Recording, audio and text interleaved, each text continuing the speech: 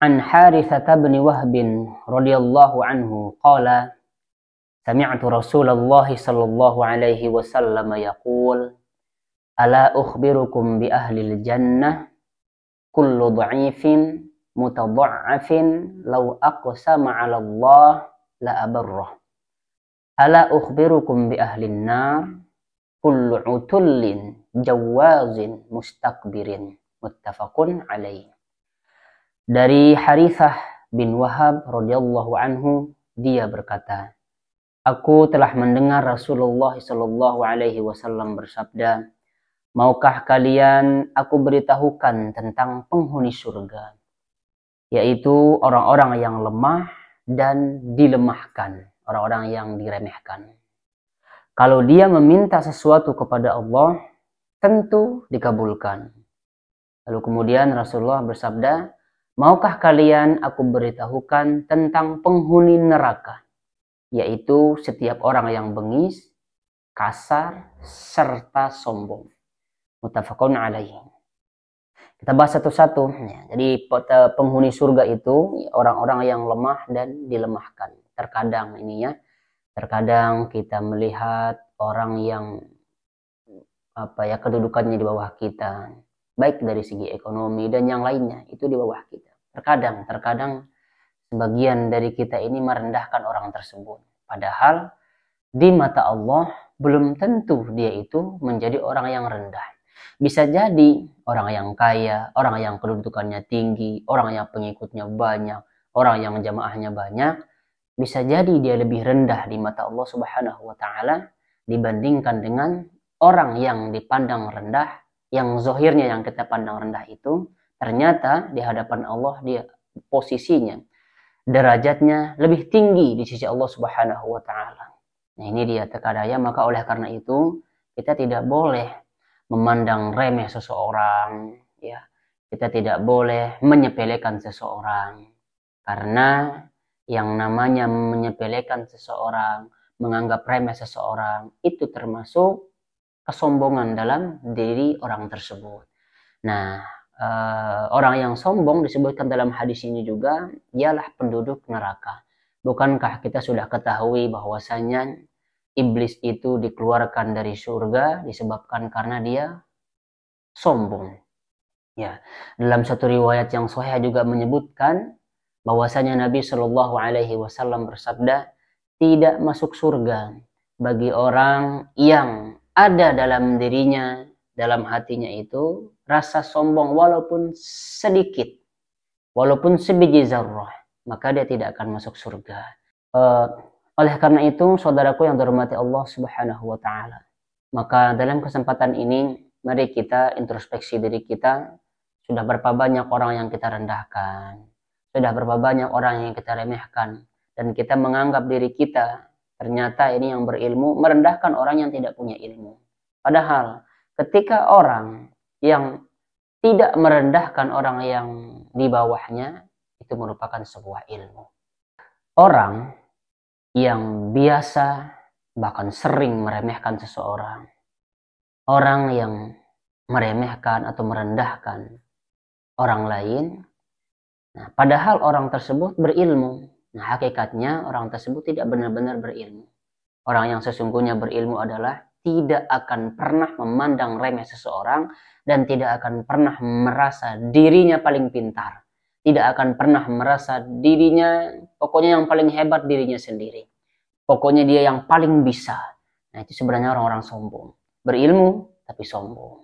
Apa bedanya dengan iblis? Iblis itu Masya Allah ibadahnya luar biasa.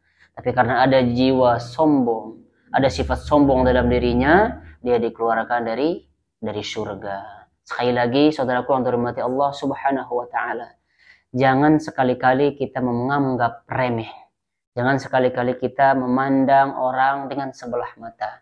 Karena kita tidak tahu di sisi Allah justru ya derajatnya lebih tinggi daripada kita. Bukankah yang disebutkan dalam hadis yang sahih, di mana orang yang kaya, yang banyak hartanya, dia bersedekah yang banyak.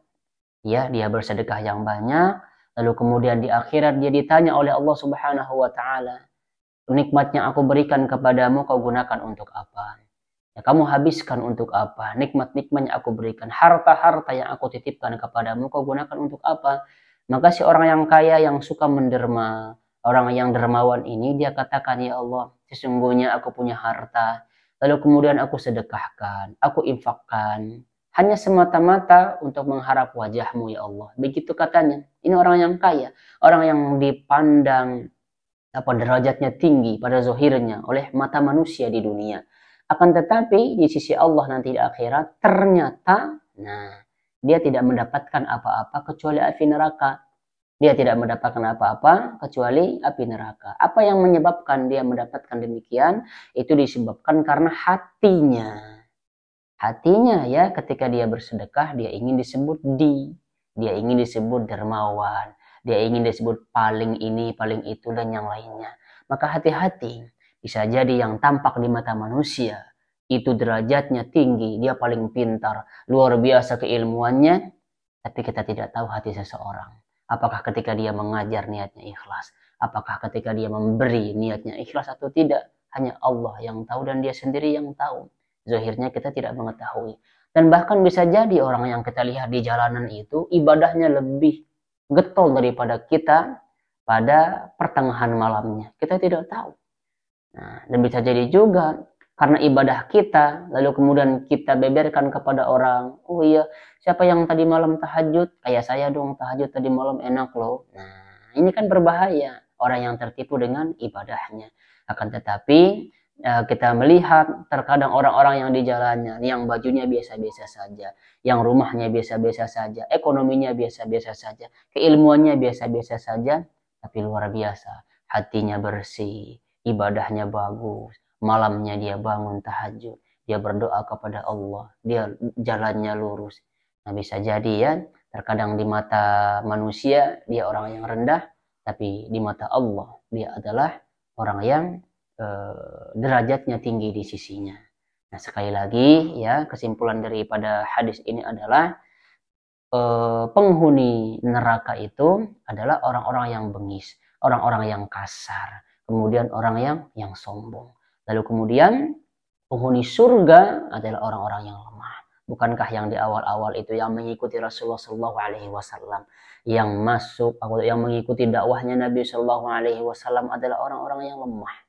Ya, orang-orang yang gampang disiksa, orang-orang yang gampang, pokoknya orang-orang yang lemah lah.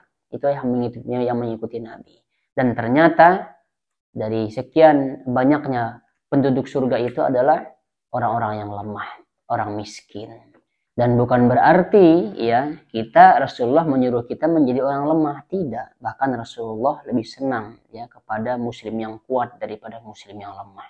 Muslim yang kuat dengan catatan dia bisa menjaga hatinya, dia penuhi hak-hak hartanya, ibadahnya baik, agamanya baik. Nah, itu yang lebih dicintai Nabi SAW dibandingkan dengan orang-orang yang lemah.